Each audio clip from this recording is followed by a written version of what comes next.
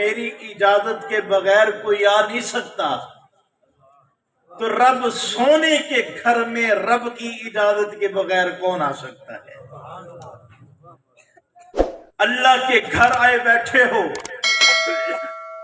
خوش نصیب لوگ ہو، اور اس بات پر اللہ کا شکر ادا کرتے رہو، بار بار اللہ کا شکر ادا کرتے رہو۔ کتنے لوگ ایسے بھی ہیں جو اس وقت غفلت کی نیند سو رہے ہوں گے یا سونے کی تیاری کر رہے ہوں گے، لیکن قربان جائیں آپ لوگوں پر آپ اللہ اور اللہ کے رسول کی باتیں سن رہے ہیں۔ فرمایا حدیث پاک میں آتا ہے کل قیامت کے دن یہی انسان اللہ کے سامنے عرض کریں گے، اللہ اب ہمیں تو دنیا میں بھیج دے، کوئی لمحہ ہمارا تیری یاد کے بغیر نہیں گزرے گا، ہر وقت تیرے سامنے سجدے میں پڑے رہیں گے، ہر وقت تیری عبادت کرتے رہیں گے، ہماری زبانوں پر تیرا ذکر رہے گا، اللہ اب تو دنیا میں بھیج۔ لیکن اللہ فرمائیں گے اب وقت ہی گزر چکا، اب وقت ہی گزر چکا۔ اس لیے یہ بڑی خوش نصیبی کی بات ہوتی ہے کہ ایسی مجالس کے اندر آ کے بیٹھ جانا اور اللہ اور اللہ کے رسول کی بات سننا، یہ خوش نصیب لوگوں کو یہ سعادت حاصل ہوتی ہے۔ جتنی دیر بیٹھے ہو بڑے ادب کے ساتھ بیٹھو، بڑی توجہ کے ساتھ بیٹھو، کہ جتنا زیادہ ادب کرو گے فرمایا اتنا ہی زیادہ فائدہ ہوگا۔ آج کی یہ رات کئی سالوں سے اس رات میں ہمارے اس جامعہ کے اندر سالانہ پروگرام ہوا کرتا ہے۔ اللہ مولانا فیض محمود صاحب مرحوم، اللہ ان کی قبر پر کروڑوں رحمتیں نازل فرمائے، جنہوں نے اس کی بنیاد رکھی تھی، اور آج ان کے صاحبزادگان یہ سارا کا سارا سلسلہ چلا رہے ہیں۔ اللہ ان کی عمروں کے اندر برکتیں عطا فرمائے، اللہ اس ادارے کو دن دگنی رات چگنی ترقی عطا فرمائے۔ یہ بڑی رات فضیلت والی رات ہے۔ میں نے کتابوں کے اندر یہ بات پڑھی ہے، میں نے اس رات کے حوالے سے چند باتیں آپ حضرات کے سامنے عرض کرنی ہے۔ اس رات کے حوالے سے میں نے کتابوں کے اندر یہ بات پڑھی ہے کہ تقریباً 10 صحابہ کرام ایسے ہیں جن سے اس رات کی فضیلت نبی پاک صلی اللہ علیہ وسلم سے روایت کرتے ہیں۔ اس رات کی فضیلت کے بارے میں 10 صحابہ روایت کرتے ہیں۔ بڑی زبردست اور فضیلت والی رات، اللہ کے نبی صلی اللہ علیہ وسلم نے فرمایا اس رات جیسے ہی سورج غروب ہوتا ہے رب کی رحمت جوش میں آ جاتی ہے، اور پہلے آسمان پر آ کے اعلان ہوتا ہے کوئی بخشش کا طالب، میں رب بخشنے کے لیے تیار ہوں، ہے کوئی رزق کا طالب، میں رب رزق دینے کے لیے تیار ہوں، ہے کوئی پریشانیوں سے تنگ آنے والا اور پریشانیوں سے چھٹکارا حاصل کرنے والا، میں رب اس کی پریشانیاں دور کر دوں گا۔ یہ رات کوئی عام رات نہیں ہے، بڑی فضیلت والی رات ہے۔ جتنا ہو سکے علماء مفسرین لکھتے ہیں کہ اس رات خوب اللہ کی عبادت کرنی چاہیے۔ اور ایک روایت میں نے پڑھا، فرمایا اس رات اللہ بڑے بڑے گناہگاروں کی بخشش کا اعلان فرما دیتے ہیں۔ قبیلہ بنو کلب، مدینے کے اندر ایک قبیلہ ہے جن کے پاس بہت ساری بکریاں ہیں، فرمایا ان بکریوں کی جلد پہ جو بال ہیں، فرمایا ان بالوں سے بھی بڑھ کر اللہ اس رات گناہگاروں کی بخشش کا اعلان فرما دیتے ہیں۔ بڑے بڑے گناہگاروں کی بخشش کا اعلان ہوتا ہے، اس کو بھی بخش دو، اس کو بھی بخش دو، اس کو بھی بخش دو۔ لیکن مہربان نبی نے فرمایا چند لوگ ایسے بھی ہیں جن کی بخشش کا اعلان نہیں ہوتا. فرمایا ان میں سے پہلا شخص وہ ہے جو شرک کرتا ہے، مشرک آدمی. اپنے عقیدے کی اصلاح کیا کرو، اللہ کی ذات کے ساتھ بھی شرک نہ کرو، اللہ کی صفات کے ساتھ بھی شرک نہ کرو. مجھے جواب دو، ہمارا خالق کون ہے؟ بولو، اونچی آواز سے بولو، یہ بچے بھی بولیں. ہمارا خالق کون ہے؟ ہمارا مالک کون ہے؟ ہمارا رازق کون ہے؟ پریشانیاں دور کرنے والا کون ہے؟ رزق میں فراخی دینے والا کون ہے؟ رزق میں تنگی آ جائے یہ کس کی طرف سے ہے؟ یہ اللہ کی طرف سے ہے. اور ہماری ساری کی ساری مشکلات کا حل کرنے والا کون ہے؟ اللہ کی ذات ہے. فرمایا مشرک کی اس رات بخشش نہیں ہوتی. ایک صحابی ہے جن کا نام سیدنا معاذ رضی اللہ تعالی عنہ ہے. حدیث روایت کرتے ہیں، فرمایا کہ میں سونے نبی کے ساتھ سواری پر سوار تھا اور پیچھے بیٹھا ہوا تھا. میرے درمیان اور مہربان نبی کے درمیان صرف ایک کجاوے کی لکڑی کے سوا کوئی چیز نہ تھی. مہربان نبی نے فرمایا اے معاذ تو جانتا ہے اللہ کا حق بندوں پر کیا ہے اور بندوں کا حق اللہ پر کیا ہے؟ تو وہ صحابی کہنے لگے اللہ کا رسول جانتا ہے. صحابہ کا ادب دیکھیں. آپ اکثر کتابوں کے اندر اور روایات کے اندر یہ بات پڑھیں گے، صحابہ جتنا ادب نبی کا کسی اور نے نہیں کیا. صحابہ بڑا ادب کرنے والے، جب بھی کوئی بات پوچھی پتا ہوتا بھی تھا پھر بھی یہی کہتے اللہ اور اللہ کا رسول ہی جانتا ہے. زیادہ اللہ اور اللہ کا رسول جانتا ہے. فرمایا کہ اللہ اور اللہ کے رسول جانتے ہیں کہ اللہ کا حق بندوں پر کیا ہے اور بندوں کا حق اللہ پر کیا ہے. آپ نے فرمایا کہ اللہ کا حق بندوں پر یہ ہے کہ وہ اللہ کی ذات کے ساتھ شرک نہ کرے اور اس رب کی عبادت کرے. اور فرمایا کہ اللہ کا حق بندوں پر کیا ہے؟ فرمایا اللہ کا حق بندوں پر یہ ہے. فرمایا جب یہ اس کی عبادت کریں گے اور اس کی ذات کے ساتھ شرک نہیں کریں گے، فرمایا کہ پھر اللہ کا بندوں پر یہ حق ہے کہ اللہ ان کو عذاب نہیں دے گا، وہ عذاب سے بری ہو جائیں گے. یہ صحابی بڑے حیران ہو گئے، پریشان ہو گئے اور کہنے لگے اللہ کے نبی اس بات کا اعلان کر دوں جو شرک نہیں کرے گا اللہ اس کو عذاب نہیں دے گا، وہ اللہ کی رحمت میں آ جائے گا. آپ نے فرمایا کہ میرے صحابی اس بات کو نقل نہ کرنا وگرنہ لوگ اسی بات کو لے کے بیٹھ جائیں گے اور دوسرے عمل کرنا ہی چھوڑ دیں گے. شرک اللہ کے نزدیک بہت بڑا گناہ ہے. شرک سے بچا کریں. اپنی پیشانی کو کس کے سامنے جھکانا ہے؟ اللہ کے سامنے جھکانا ہے. بڑی عجیب بات ہے. فرمایا جس وقت اللہ نے انسان کو بنایا، فرشتوں نے سارا کا سارا وجود انسان کا بنا لیا، یہ ہاتھ بھی بنا لیے، پوری کی پوری باڈی بنا لی. جب چہرے کی باری آتی ہے اللہ فرماتے ہیں میرے فرشتوں تم ہٹ جاؤ، اس چہرے کو میں اپنے ہاتھ سے بناؤں گا.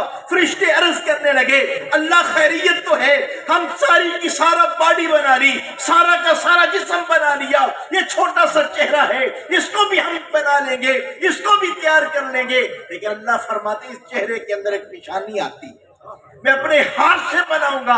اور میں اس لیے بناؤں گا تاکہ یہ دنیا میں جا کے پیشانی صرف اور صرف میرے سامنے جھکے.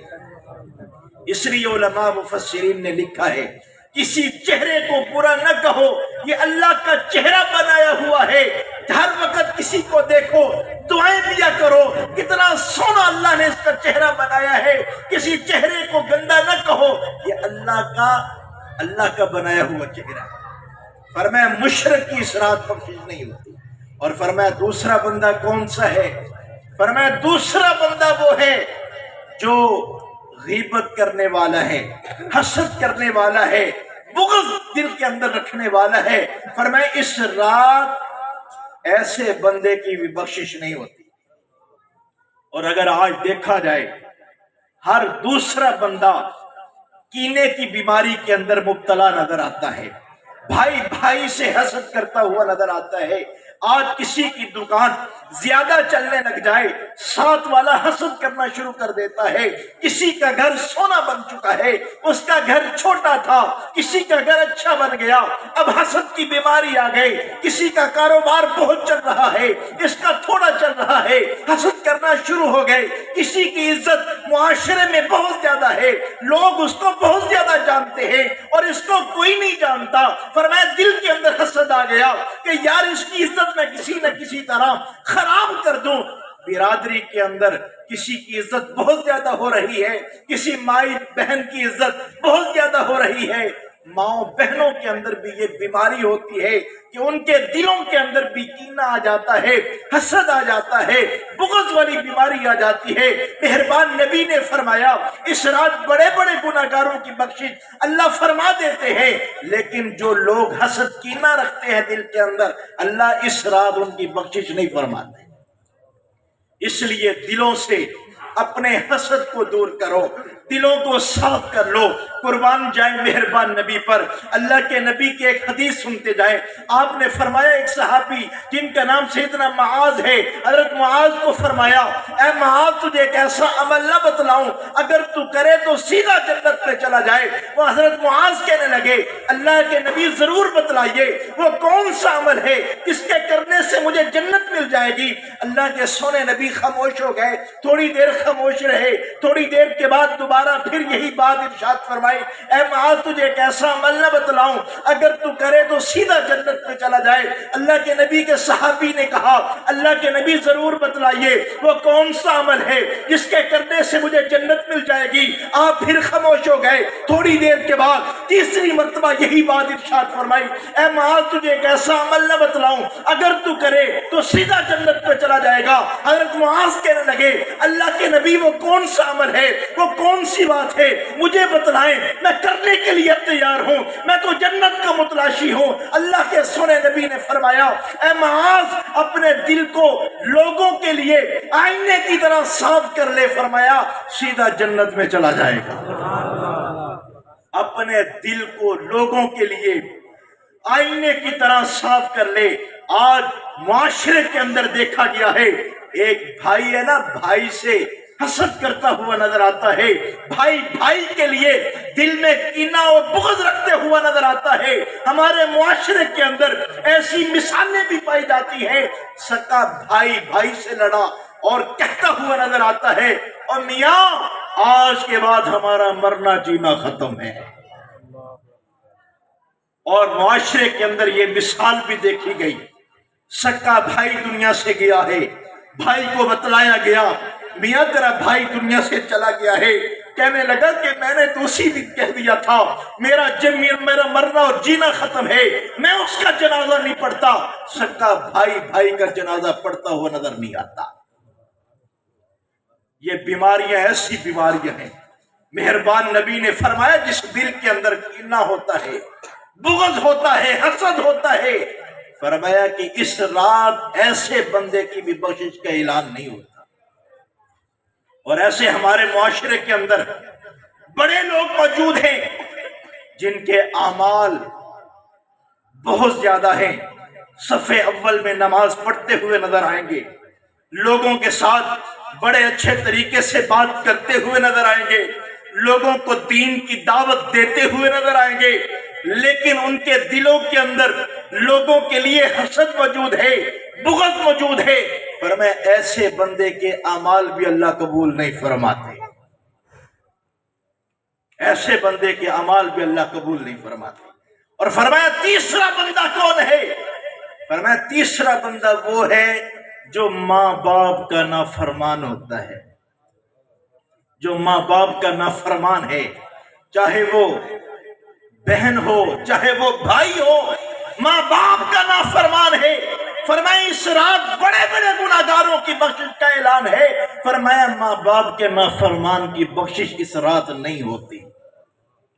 نوجوانوں آج ہمارے معاشرے کے اندر یہ بیماری حد سے زیادہ بڑھتی جا رہی ہے۔ یہ نوجوانوں کو کہتے ہوئے سنا، اپنی اماں کو بیٹی یہ کہہ رہی ہوتی ہے اماں تجھے کیا پتا تیرا دماغ اب کام نہیں کرتا، جتنا مجھے پتا ہے تجھے کسی چیز کا نہیں پتا۔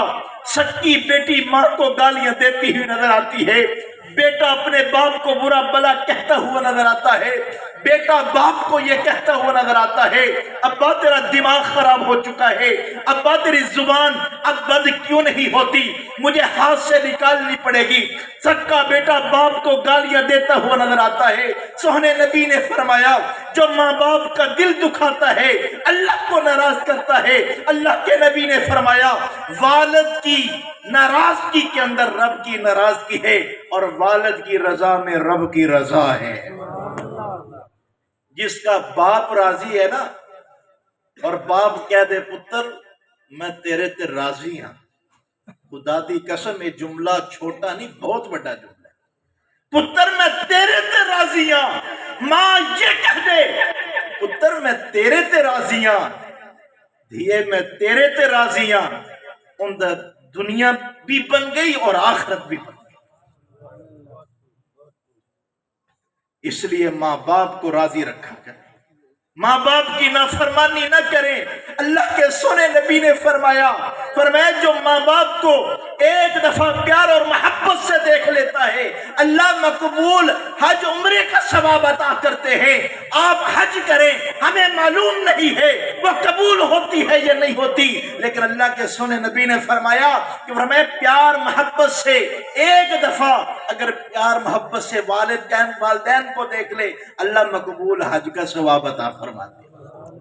ایک صحابی کہنے لگے اللہ کے نبی اگر میں 100 دفعہ دیکھوں تو آپ نے فرمایا کہ اللہ 100 حجوں کا ثواب عطا کرے۔ ایک عجیب حدیث ہے، بڑی کمال کی حدیث ہے۔ نوجوانوں یہ تحفہ دے کے جا رہا ہوں، جنت کے ٹکٹ دے کے جا رہا ہوں۔ میں نے اس حدیث پر کئی دفعہ عمل کیا ہے، آپ کو ایک تحفہ دے کے جانے لگا ہوں۔ اللہ کے سونے نبی نے فرمایا کوئی نوجوان فرط محبت میں آ کے، کوئی لڑکا ہو یا لڑکی ہو، فرط محبت میں آ کے اپنے باپ کی پیشانی کو بوسہ دے لے، فرمایا یہ بوسہ دینا فرمایا کل قیامت کے دن اس بندے کے درمیان اور جہنم کے درمیان حائل ہو جائے گا۔ یہ بوسہ دینا اس بندے کو جہنم میں نہیں جانے دے گا۔ فرط محبت میں آ کے باپ کی پیشانی کو چوم لیا ہے، فرمایا اس عمل کی جزا تو دیکھو، فرمایا یہ بوسہ دینا چوم لینا بندے کو جہنم میں نہیں جانے دے گا۔ نوجوانوں اپنے ماں باپ کی پیشانی کو چوما کرو، اپنی والدین کی پیشانی کو بوسے دیا کرو۔ رات کو سوئے پڑے ہوئے ہوں فرمایا ان کی پیشانی کو چوم لو، کبھی دن کے وقت بھی چوم لو، فرط محبت میں آ کے چوم لو، نبی کی حدیث پر عمل کرتے ہوئے چوم لو، فرمایا کل قیامت کے دن اس کی جزا دیکھ لینا پھر کیا ملتی ہے۔ یہ رات خوش نصیب لوگوں کے لیے بخشش کا اعلان ہوتا ہے، لیکن ان لوگوں کے لیے بخشش کا اعلان نہیں ہے۔ اس لیے اگر کوئی بندہ ان بیماریوں کے اندر مبتلا ہے وہ اللہ سے سچی توبہ کر دے، ایک دفعہ کہہ دے اللہ تو مجھے معاف کر دے، ابھی یہ رات ختم نہیں ہوئی، ابھی موسلادھار بارش کی طرح رب سونے کی رحمت برس رہی ہے اور اعلانات ہو رہے ہیں، ہے کوئی مجھ سے معافی مانگنے والا میں رب اسے معاف کر دوں گا۔ وہ بنی اسرائیل میں تھا نا، قحط پڑ گیا، بارش نہیں ہو رہی، موسیٰ علیہ السلام اللہ کے سامنے عرض کرنے لگے اللہ بارش نہیں ہو رہی، قحط پڑ رہا ہے، اللہ بارش نازل کر دے۔ موسیٰ علیہ السلام کلیم اللہ تھے، اللہ سے بات کرنے والے تھے، بات کی، اللہ نے جواب دیا موسیٰ نبی ساری کی ساری قوم کو لے کے میدان میں نکل آؤ اور میدان میں نکل کے پھر مجھ سے مانگو۔ جب ساری کی ساری قوم میدان میں نکل آتی ہے، میدان میں آ کے اللہ کے سامنے ہاتھ پھیلا لیے، اللہ سونا بارش عطا کر دے، قحط کا زمانہ چل رہا ہے، اللہ ہماری زمینوں کو سیراب کر دے، ساری کی ساری شرائط پوری کر لی، سارے کے سارے میدان میں نکل آئے، اللہ کے سامنے ہاتھوں کو اٹھا لیا، لیکن بارش نہیں ہو رہی۔ موسیٰ علیہ السلام دوبارہ رابطہ کیا، اللہ تیری شرائط جو تھی پوری تو ہو گئی، سارے کے سارے آ تو گئے ہیں، تیرے سامنے ہاتھوں کو بھی اٹھا لیا ہے، اللہ بارش تو نہیں ہو رہی۔ اللہ نے فرمایا موسیٰ نبی، اس مجلس کے اندر ایک میرا نافرمان بندہ ہے، جب تک وہ اس مجلس سے نہیں نکلے گا میں رب تمہاری دعاؤں کو قبول نہیں کروں گا۔ موسیٰ نبی نے اعلان کر دیا، اور لوگوں اس مجلس کے اندر رب کا نافرمان بندہ بیٹھا ہے اور یہ گناہ کیے ہوئے ہیں۔ اب وہ جو بندہ نافرمان تھا اس کو پتا چلا کہ یار یہ سارے گناہوں کا مرتکب تو میں ہوں، میں ہی نے یہی گناہ کیے ہوئے ہیں، میں ہی یہ گناہگار ہوں، اور دل ہی دل میں کہنے لگا کہ اگر میں اب اٹھا، میرا تو باپ بھی موجود ہے، بھائی بھی موجود ہیں، سارے کے سارے رشتہ دار بھی موجود ہیں، میں نے ساری زندگی یہ گناہ کیے، ان کو پتہ نہیں چلا، اگر آج میرا پردہ فاش ہو گیا معاشرے میں میری عزت کیا رہ جائے گی، میں تو ذلیل و خوار ہو جاؤں گا۔ اب دل ہی دل کے اندر اللہ سے رابطہ کرنے لگا، دل ہی دل میں اللہ سے رابطہ کرنے لگا، اللہ میں سچے دل سے توبہ کرتا ہوں۔ دل ہی دل میں کہا، اللہ میں سچے دل سے توبہ کرتا ہوں، آئندہ کبھی گناہ نہیں کروں گا، اللہ تو مجھے معاف کر دے۔ ابھی تھوڑی دیر گزری تھی کہ بارش نازل ہو گئی، موسیٰ نبی حیران ہوئے کہ مجلس سے کوئی اٹھا تو نہیں ہے، اللہ نے تو یہ کہا تھا جب تک وہ بندہ نہیں اٹھے گا بارش نازل نہیں ہوگی، ابھی یہاں سے کوئی اٹھا تو نہیں ہے، کوئی اٹھ کر گیا تو نہیں ہے، بارش نازل ہو گئی، دوبارہ رابطہ کیا، اللہ کیا ہوا؟ وہ بندہ تو گیا ہی نہیں، آپ نے کہا تھا وہ بندہ چلا جائے گا پھر بارش ہوگی۔ اللہ نے فرمایا میرے موسیٰ اب اس بندے نے مجھ سے سلو کر لی ہے، اب ان بندے نے مجھ سے سلو کر لی ہے، اب دل ہی دل میں اس نے کہا تھا سلو ہو گئی۔ اور بعد میں موسیٰ نبی کہنے لگے اللہ وہ بندہ تھا کون؟ وہ بندہ تھا کون؟ اللہ فرمانے لگے موسیٰ نبی وہ ساری زندگی میری نافرمانی کرتا رہا، بغاوت کرتا رہا، میں نے ساری زندگی اس کے گناہوں پر پردہ ڈالے رکھا، وہ میرا نافرمان تھا، آج تو وہ میرا محبوب بن چکا ہے، آج میں کیسے اس بندے کا نام بتا دوں اور اس بندے کا پردہ فاش کر دوں، آج تو وہ میرا محبوب بن چکا ہے۔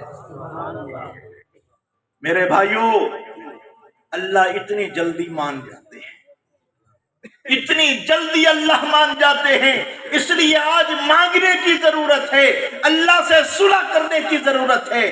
اللہ فرشتوں کے درمیان اعلان کرتے ہیں میرے فرشتوں جاؤ جا کے جنت کو سجا دو، فرشتے جنت کو سجا کے آئے اور کہا اللہ تیری جنت کو سجا دیا، اللہ فرماتے ہیں ابھی سجی نہیں ہے اور جا کے سجاؤ، فرشتے دوبارہ گئے اور جا کے سجایا، اللہ تیری جنت کو سجا دیا، اللہ فرماتے ہیں ابھی سجی نہیں ہے اور جا کے سجاؤ، فرشتے دوبارہ گئے، تیسری مرتبہ اللہ کے سامنے ہاتھ باندھ کے کھڑے ہو گئے، اللہ خیریت تو ہے، بار بار جنت کو سجوایا جا رہا ہے، آج آپ کی ذات بڑی خوش نظر آ رہی ہے، خیریت تو ہے، وجہ کیا ہے؟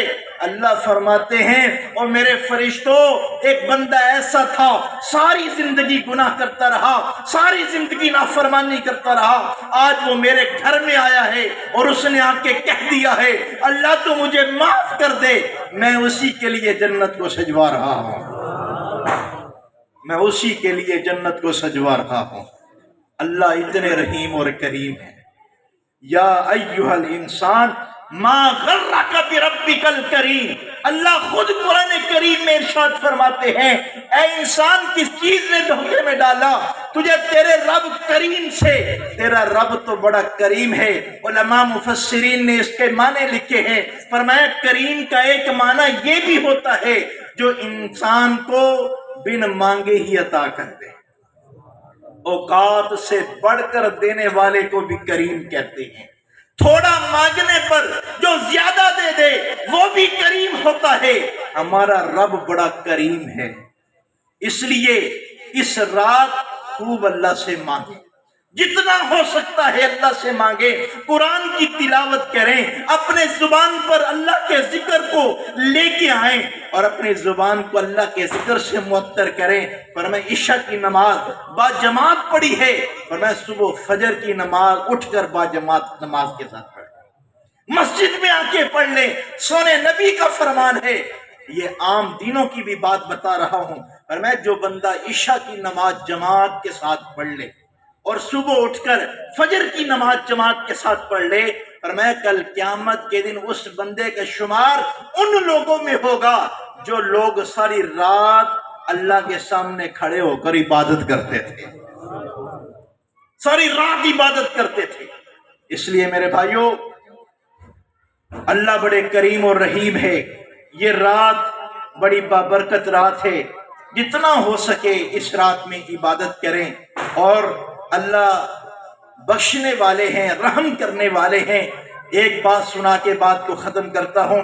فرمایا کل قیامت کے دن نا ایک انسان کے بارے میں اللہ فیصلہ فرمائیں گے کہ میرے فرشتوں اس انسان کو جنت میں داخل کر دو.